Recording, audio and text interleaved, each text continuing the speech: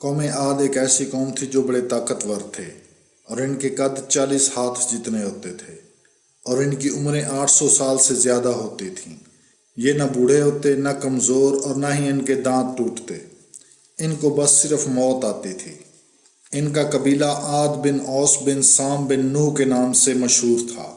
یہ لوگ عرب تھے اور ان کی سکونت یمن کے پہاڑی علاقے رمل میں تھی جو عمان کے سمندری ساحل پر واقع تھا، جسے شہر بھی کہا جاتا تھا، اور ان کی وادی کا نام مغیث تھا۔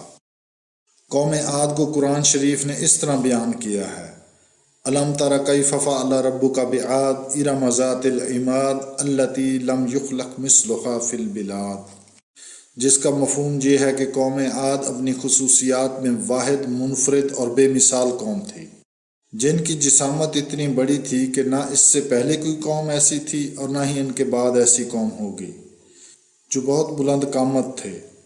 دوسری قوموں میں ایسے لوگ پیدا نہیں کیے گئے۔ یہ لوگ بڑے قوی، طاقتور اور لمبے چوڑے تھے۔ یہ لوگ جس طرح جسمانی طور پر سخت اور زور آور تھے، اسی طرح دلوں کے اعتبار سے بھی بہت سخت تھے۔ یہ پہاڑوں میں بلند و بالا عمارتیں بنانے کے شوقین تھے۔ قوم عاد شروع سے ہی بت پرستی میں مبتلا تھے، اس لیے اللہ تعالیٰ نے انہی میں سے انہی کے ایک بھائی حضرت ہود علیہ السلام کو بحیثیت اور نبی مبعوث فرمایا تاکہ وہ اپنی قوم کو خدائے واحد کی پرستش پر آمادہ کر سکیں۔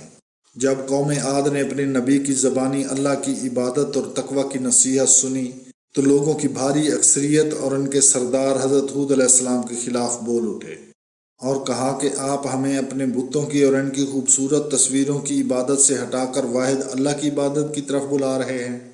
جواب میں حضرت ہود علیہ السلام نے فرمایا کہ جو میں کہہ رہا ہوں وہ اللہ کا فرمودہ ہے، اس لیے کہ میں رسول ہوں اور رب کی طرف سے حق لایا ہوں۔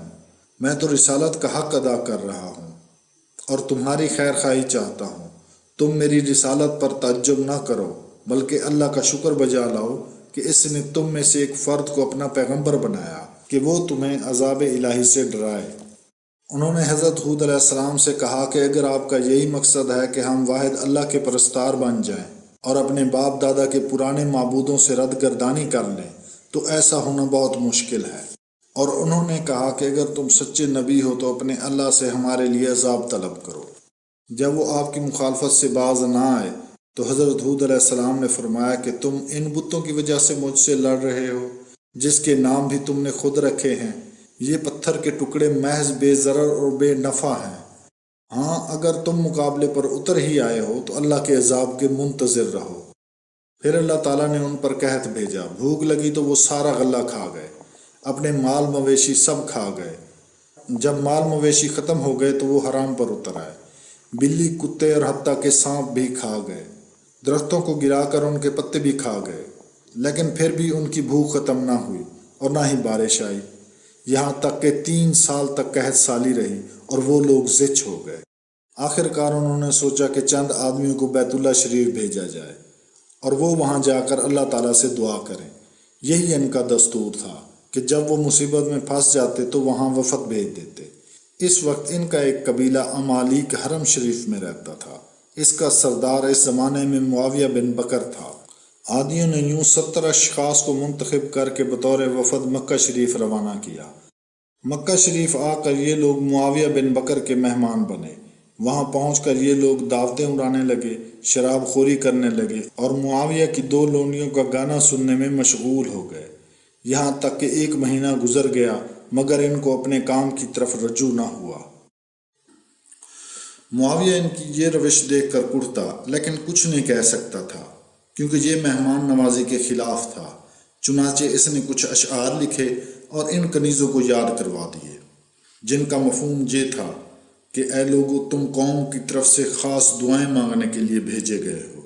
اللہ ان عادیوں پر رحم کرے اور بارش برسائے، لیکن افسوس تم سب کچھ بھول گئے اور اپنے من مانے مشغلوں میں مصروف ہو گئے ہو، جبکہ تمہاری قوم قحط سالی کی وجہ سے مر رہی ہے۔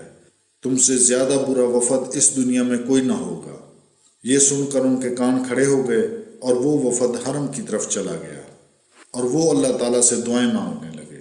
اللہ تعالیٰ کی طرف سے ان کو 3 قسم کے بادل پیش کیے گئے، سفید، سرخ اور کالے بادل۔ انہوں نے آپس میں مشورہ کیا کہ سفید بادلوں میں تو کچھ نہیں ہوتا اور سرخ بادلوں میں صرف ہوا ہوتی ہے، البتہ کالے بادل بارش برساتے ہیں۔ آپس میں مشورے کے بعد انہوں نے کالے بادلوں کو پسند کیا اور اللہ تعالیٰ نے فوراً سیاہ بادل ان کی بستی کی طرف بھیج دیے۔ سیاہ بادل اپنی بستی کی طرف آتے ہی سارے لوگ وادی کے میدان میں اکٹھے ہو گئے اور خوشیاں منانے لگے کہ اب بارش برسے گی، حالانکہ یہ وہ بادل تھا جس میں ان کے لیے المناک عذاب تھا جو تمام قوم کو فنا کر دینے والا تھا۔ سب سے پہلے اس عذاب کو ایک عورت نے دیکھا جس کا نام ممید تھا۔ یہ چیخ مار کر بے ہوش ہو گئی۔ جب وہ ہوش میں آئی تو لوگوں نے اس سے پوچھا کہ تم نے کیا دیکھا؟ اس نے کہا کہ اس نے ایک ہوا کا بگولا دیکھا جو آگ کی طرح دکھتا تھا، جسے فرشتے گھسیٹتے ہوئے ان کی بستی کی طرف لے کر آ رہے تھے۔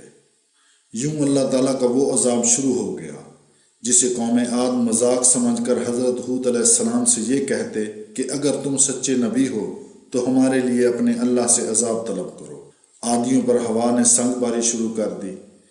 یہ ہوا انہیں ان کی سواری سمیت زمین سے اٹھا لیتی اور بہت اونچا لے جا کر اوندھے منہ پٹک دیتی تھی اور غاروں میں گھس کر انہیں باہر لا کر پھینک دیتی تھی۔